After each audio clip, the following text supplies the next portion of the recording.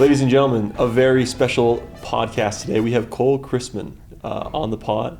Cole has a rich history in door-to-door. He got his start back at Aptive in 2020. The COVID year was out, and so was our guy Cole. Moving forward, he also has dipped his toes into solar, now coming back to Pest to sell with us. We're very excited to have you on today, brother, and just to learn from you. Oh, yeah. It's going to be a blast. So, Cole, just kind of walk us through. I mean, you have so many things that you've accomplished in your door, from selling at a high level, recruiting people, and all that stuff. Mm-hmm. But let's just go back to like the grassroots of where it all started. Okay. Kind of talk to me about where you began and kind of move me forward to like where you how you got here. Yeah. So born and raised in like the Gilbert, Arizona area. Love it down there. Nice and warm. Not to the cold, the snow. But I graduated there, served a mission, got home, and then like everyone does, moved up to Utah. Planned on going to school. Thought I was going to be a financial advisor, all that good stuff. Actually, funny story. So I was originally recruited to Aptive by Gage, but when I met Gage, I had zero desires of knocking doors at first. I was more asking him to refer me to his dad because his dad was a financial advisor. I was like, yeah, dude, can you set me up with your dad? That's what I want to do. So I went and I worked with his dad for a couple months, and then I was just like, yeah, no, let's go knock doors. This isn't great. This isn't it. It's funny how like your high school dream, like when I was graduating, half the people wanted to be like a doctor. Yeah. And then like now, like fast forward, and I was like, I don't even know if anyone from my graduating class became one. But like, yeah. But sorry, cut you off. Keep going. Yeah. No, you have high. Yeah. Life just changes. So yeah, worked with his dad for a little bit, got married while I was kind of doing that, figuring it out. My wife actually didn't let me go out for the first summer I was supposed to go out. She was like, no, we're married. Like, we're doing this first. Like, I'm not about to just get married and then ship out to Florida for 4 months. Like, no shot. So stayed home for a year. Was just doing just some work, whatever, nothing crazy.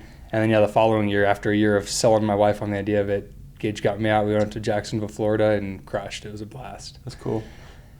After that, summer, did a little bit of pest the following year out in Seattle, but then ended up coming home and jumping into solar. Ripped solar for like 3 years, and then now we're making the transition back to pest. It's gonna be good. That's cool. And I mean, you've been selling this past week, so like we've already got back in the swing of things. Coming back, is there things that you feel like you had to relearn again, or is there talk to me on that. Like, I think a lot of times first year C guys that have sold for as many years as you have is like it's easy for them. There's like no second thought. But for me, sometimes there's always things every time I'm jumping back and I'm like, that's how we do that. Is there anything this past week that you're like?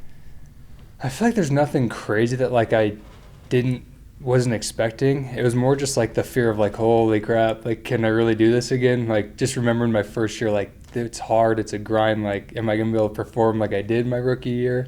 So just the fear, but then getting out there in day one and just ripping a handful of deals, it's like, oh, this is so easy, here we go, it's gonna be a good summer. 100%.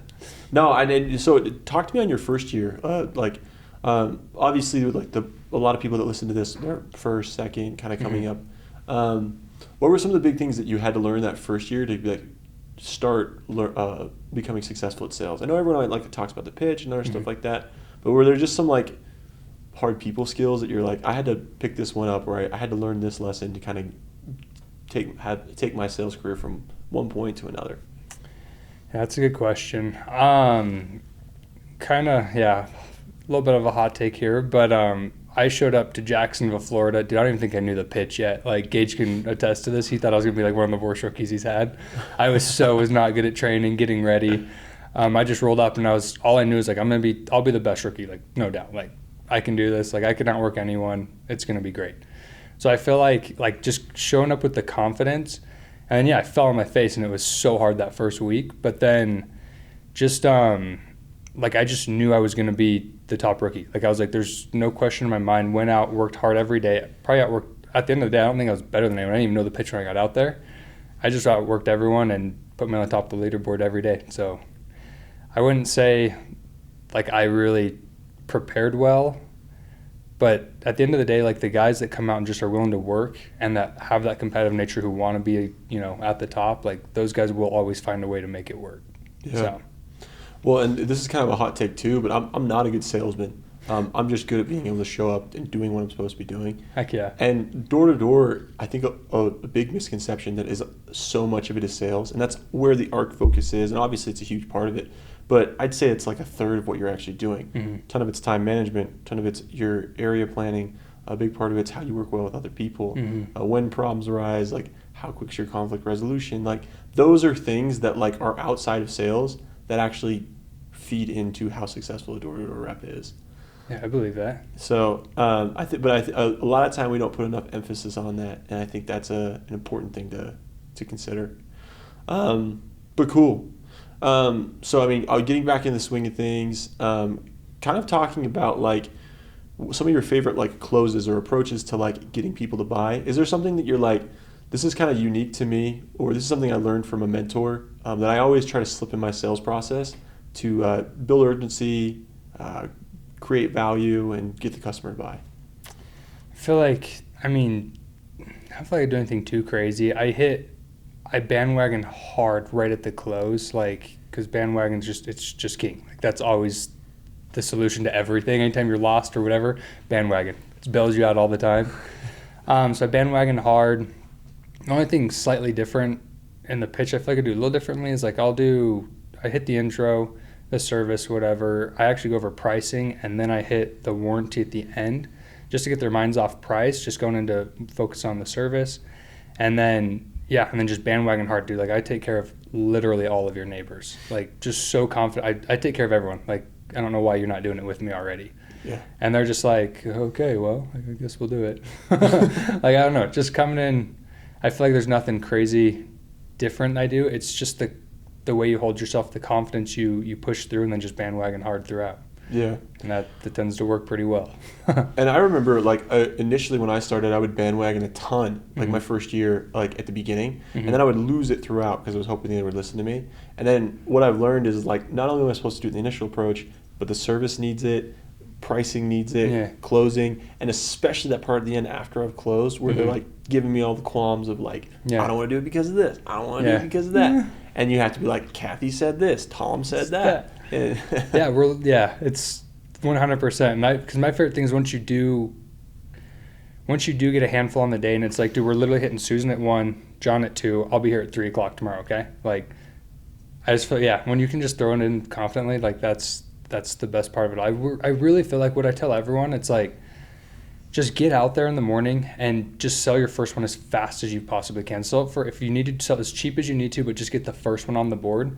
And then from then on, like it's just game over. Everything falls once you get the first one out of the way. Yeah. So it's the best way to do it.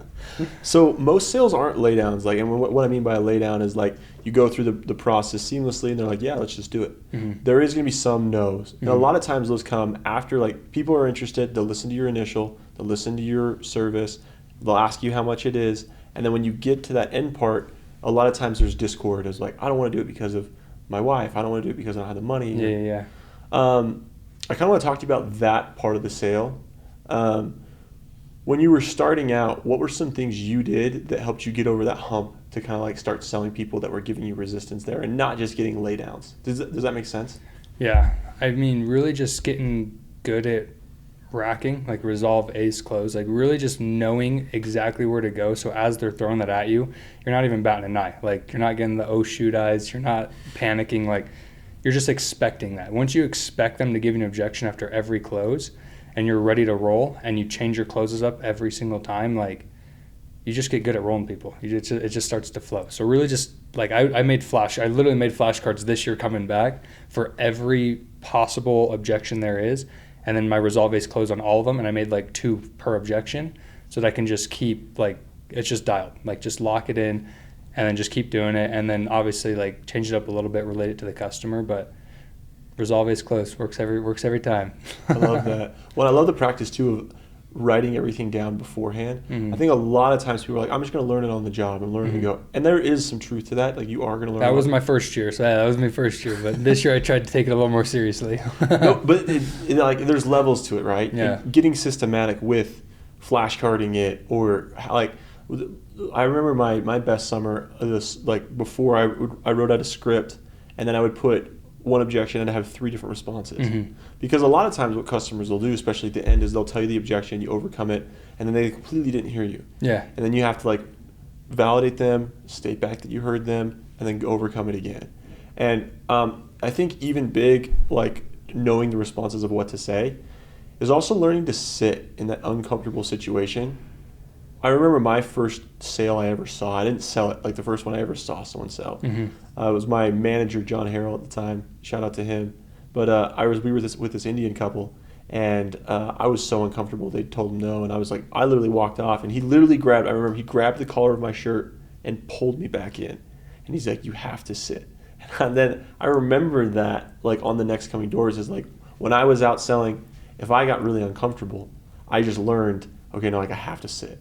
And so like I think for first years, a lot of times when you are in that uncomfortable situation, when someone's telling you no, I think instead of like, have you seen the movie Cars? Yeah. He's like, you got to go right to go left. Yeah. And I think that's one of those situations where in order to turn the way that you want, you have to be willing to sit in an uncomfortable situation a little longer than you're normally used to.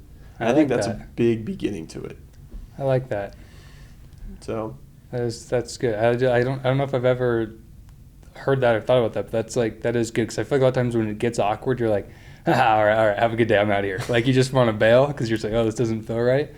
But no, I like that. Well, the worst situation is when you do sit there and it gets more awkward. And, and the thing is, that will happen, but you're also going to learn the ones where it'll land the other way. Mm-hmm. So, well, cool.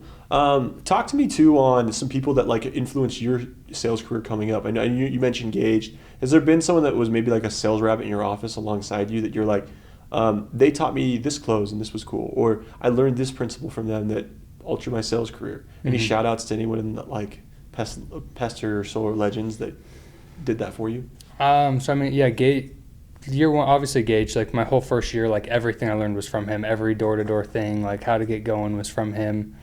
Gave me the confidence to go and run a dealer on my own in solar, like just to get out there. Handful of guys I feel like who have helped just learn little things here and there. I mean, like Landon Christensen, big OG Adaptive, absolute dog, crazy good on the doors, super just personable, really good. Mike Payne, who's a big regional there, like just guys who've given me more insight and just knowledge on how to overcome stuff that I'm struggling with.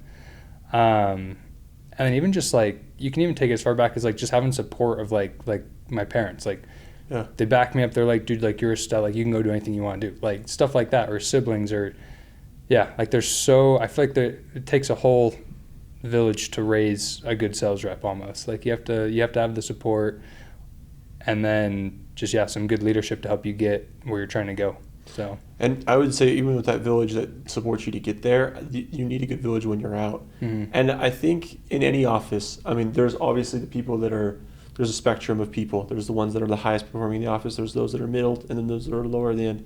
If you are coming in any kind of sales culture, learning to gravitate to the top performing guys is an important trait to have, because you'll eventually get to the top of that room and it'll bring you to the top of other rooms. Mm-hmm. And learning to talk with those guys in between the doors, learning to talk with those guys after, and staying close to that side of the room in all aspects, outside of just like on the leaderboard, because that's the one where you like, where people are like, I want to make that money. Yeah. But I think locker room talk with those guys is a very important part. A little bit of crap talk, you know, like, dude, you gonna hang with me today, or what you doing? Like just the competitive nature where it's like you want to beat the best guy in the office. Like that's where you want to be. You want to be the best guy, or you want to beat the best guy. Like that's 100%. 10,000. No, 100%. And so give me really quick, as far as like things that motivate you outside of money, Mm-hmm. That keep you going through hard moments. I remember for me, there were different times, like when I'm out selling, where like money's great and it pushes me and I want it, but like a lot of times thinking on other things that I want that are tied to the cash, kind of it pushes me and it takes me further. What are some things that have been motivators for you, maybe in years past or current? Yeah, totally. So I mean, I'll start with my rookie year. So had just gotten married. I was just working, a regular job making, I don't know, $20 an hour. So like nothing crazy. Didn't have any savings or anything. Convinced my wife. So I was married then, had my wife. She didn't come out with me the first summer. And I remember like, I was like, okay, I'm going to go out. I'm going to crush it. I was like, I promise I'm going to buy us a house after this year. Like that's why we're doing this. Like it's going to be hard, but we're going to make it happen. It's going to be good. So then shipping out to Jacksonville, Florida. She's in Utah, miserable because I'm gone and just angry with me all the time. It's like I can come out here and I can be like some guys, that'll sit at the parks and sit on the phones and waste time. But I'm like, if I'm literally going to spend time away from my wife, like doing something I don't really want to be doing, why not work as hard as I can to make the most of it? It's like I'm not going to come out here and waste this time when she believes in me and I told her I'm going to get her house this year. Like, I'm not going to go home to her and be like, yeah, I actually sucked at that, sorry. Like, no, I'm going to make it work no matter what happens. Yeah. So the boats were burned, and it was like, I'm all in. I'm going to do the absolute best I can. And so first year, it's like, yeah, that was I literally, after the summer, hit my goal, was where I wanted to be, was pumped, came home, we bought a house like 3 weeks after getting home from the summer. And like, all of a sudden, she was like, door-to-door's great. I love this. This is amazing. Made all the difference in the world. So that was year one. I'd say as time goes on, now we have a daughter who's 18 months, and now we have a son coming in a couple months. That's awesome.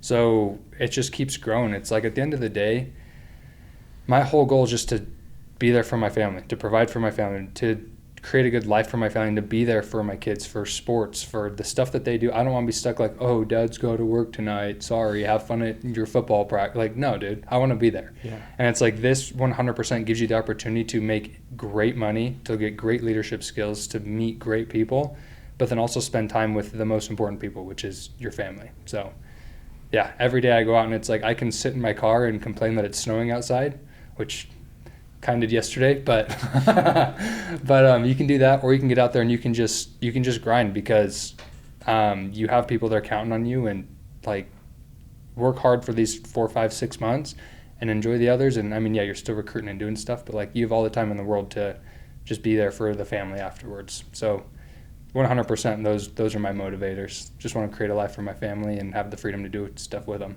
I love that.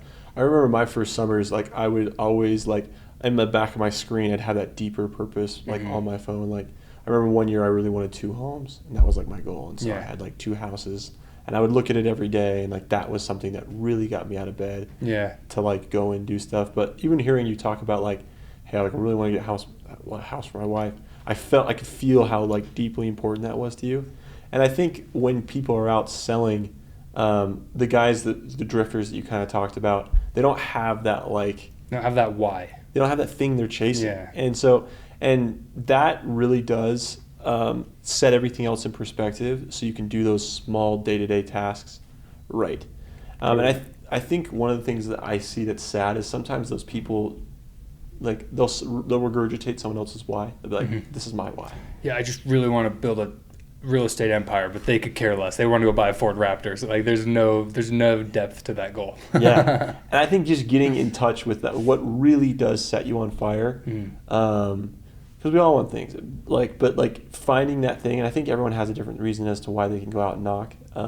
There was a girl one year that she really she wanted to become a teacher, and she wanted to have enough like cash to be able to get through. And she, in 2 months, I think she was like the top sales rep at the company, and she came in just like sunk her teeth in, and like she's like, I'm never doing that after or before, but like she had a deep purpose and it carried her through, and it's incredible. And so I was really impressed by that. But I want to talk a little bit about training now, just because I mean you have been able to help a lot of people get into the industry as well.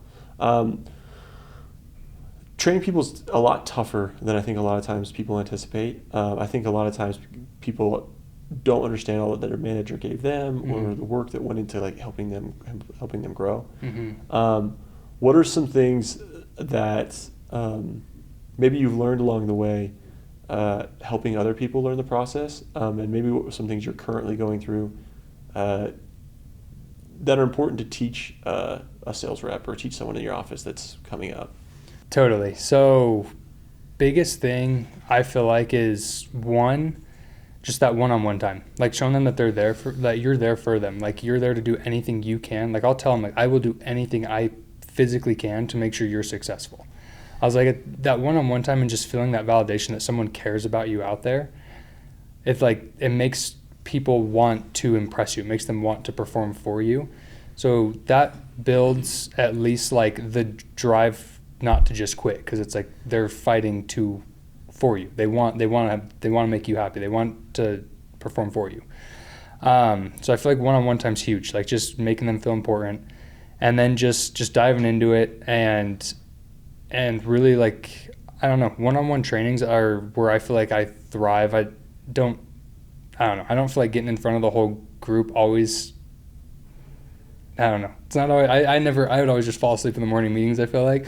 So for me, it wasn't like the highlight, but like the one-on-one trainings were like they're really focused, and you're picking apart that one person's pitch. Like, for example, one of our guys, Max. So shout out to Max. He's been doing. Max has been crushing it. Yeah. Literally, first day he came out, he was shadowing me all day. He's like, dude, I don't know if I can do this. I don't know if I want to do this. Kind of just the nerves, that we all get day one. Yeah. We're driving down to Mount Pleasant, so we both live in Eagle Mountain, so hour and a half drive from there, like tons of time in the car together, just role playing the entire time there and back both days. And then, his first day went out for like an hour. He was like, no, came back, shadowed me. He's like, no, I'm not ready. Day 2 goes out, throws down 4. Day 3's ripping 5 already. Like, he's absolutely crushing it. And I really feel like when you get that one-on-one time, you can just see the little things that they need to improve on, whether it's, their tonality, the energy they're bringing, their excitement, their confidence in the pitch. Like, you can just help them focus on the specific things they need to do better when you spend that one-on-one time together. And then, and they just have confidence that you're there and you're their biggest fan. So they want to produce for you. So. And some of the greatest leaders in history are really good on one-on-one settings, just pricking someone's heart, pushing it in the right way. And I feel like a lot of times people are like, I'll just bring it up with everyone at the morning meeting, or I'll just do kind of like this mass thing. I'll send out a text or stuff like that, which is good, and you need to do those things. But I agree with you. Like, if you are in leadership, pulling someone aside and kissing the boo-boos, putting the Band-Aids on where they need it, it can alter someone's summer. And I remember my first summer when I was going out, I was really struggling in the very beginning. But luckily I had a lot of people that like did a lot of that, like pulled me in a side room, worked with me on my pitch, told me things in like one-on-one conversations. And there were things I learned in the morning meeting, but I agree with you that if you are a leader, you have to go one by one and individually affect that person's life. And just because I think that's how humans are wired, they need they need that. And also, if people are having a hard time or struggling learning and stuff like that, schools and different things, they pull you aside. You have a tutor, you do one-on-one. Yeah. And so I think a lot of times people underestimate the power that's in that. And if you really want your team and your people to succeed at the highest level, there needs to be a lot of one-on-one care. So I love that. Cool. Talk to me on some great literature that you've picked up over the years, or maybe some videos or just stuff you came in contact with that maybe altered your perspective, but also too probably gave you some great sales aids. Yeah, so the 2 best podcasts in my opinion that I listen to like religiously, Alex Hormozi, like his stuff is just crazy. Like, just makes you, he's just so smart. I love all of his podcasts. And then also case studies, like Casey Baugh, obviously legend in Door to Door. Like, I feel like he has really, really good info. So those are like really the only 2 podcasts I like actively listen to like daily. Yeah. So many good books out there. I've listened to so many Audibles, but I'm like, man, I zone out half the time on Audible. So I've started buying like hard copies of books to actually like sit down and study and read to try and develop more. I bet Gage would say the same thing, but I feel like the 2 best books that I've read would have to be probably Psychology of Selling. Brian Tracy. And then the other one might be Greatest Salesman in the World that's a really good one as well. And Greatest Salesman in the World, that one I haven't read. And so in that book, like, what are some things that like maybe get brought to light? It's been a minute. I just bought the hardback so I can reread it. I remember like I read it my rookie year, and I remember I was like, this book's awesome. Can't remember everything in it. So I'm going to reread it. I literally just bought it to reread it. Like, it's delivering tomorrow. So I'm going to reread it all. Well, and that's important for people to see that, like, hey, it's you're deep in your year 5 now. Mm-hmm. And so, and you're still picking up books and learning mm-hmm. and going. So I think that's one thing that a lot of people, I think a lot of second and third years fall asleep at the wheel. Mm-hmm. They keep doing what they've always been doing.